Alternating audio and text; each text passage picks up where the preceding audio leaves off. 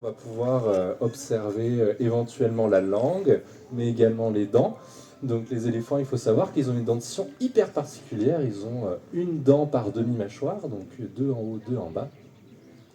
Et du coup, ils vont les perdre 6 à 7 fois au cours de leur vie. Nous, on a tous nos dents de lait, et ensuite on a de nouvelles dents, et ensuite on les perd pour de bon. Ben, les éléphants, ils font ça 6 fois. Donc c'est des dents qui poussent vers l'avant, donc elles arrivent, elles sont ancrées dans la mâchoire, et puis elles poussent, celle qui est devant, celle qui est devant tombe. Et puis malheureusement, les éléphants, une fois qu'ils n'ont plus de dents, ils vont plus pouvoir manger, donc du coup, ils vont, entre guillemets, mourir de faim, mais j'aimerais plutôt dire qu'ils vont mourir de problèmes digestifs, donc dans la nature. Et il y a certaines populations d'éléphants, pas tous les éléphants, qui vont aller dans des endroits où l'herbe est un peu plus tendre, un peu plus riche, et vont profiter de ces endroits-là pour finir leur vie. C'est de là que vient la légende du cimetière des éléphants, tout simplement, car les éléphants vont mourir là non pas par religion ou croyance, mais vraiment par rapport à la nourriture et la ressource qui est disponible. Et c'est là qu'on retrouve parfois, plus souvent en Afrique, des grands cimetières d'éléphants, entre guillemets, mais c'est vraiment pas une croyance. Alors les éléphants d'Asie, c'est des animaux extrêmement menacés. Il n'y en reste plus que 50 000 dans la nature, c'est environ 4 fois moins, voire 6 fois moins que le nombre d'habitants total de l'Allier. Donc déjà qu'on n'est pas très nombreux, en plus de ça, eux ils sont vraiment encore moins nombreux, vraiment morcelés dans différents endroits d'Asie, donc c'est pas des populations qui peuvent se mélanger au niveau de la génétique, donc c'est vraiment embêtant.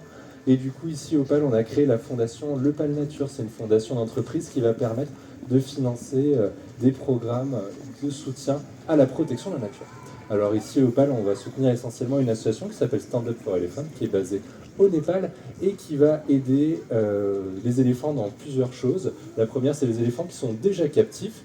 C'est des éléphants qui vont travailler beaucoup et qu'on va pouvoir essayer de sauver parce qu'ils ont beaucoup de problèmes de pied, car ils pèsent très lourd les éléphants. D'ailleurs, petit aparté, vous pouvez voir que Accra, elle pèse 4 tonnes, presque 400 kilos.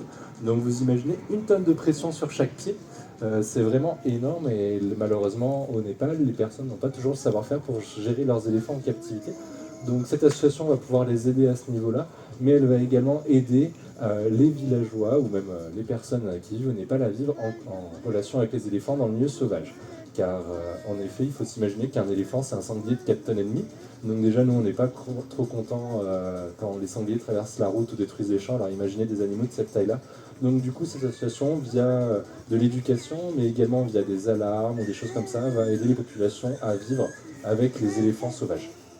Donc chaque année, c'est plusieurs milliers d'euros qui sont reversés à cette association via la fondation, mais le PAL Nature, c'est un budget de plusieurs centaines de milliers d'euros par an.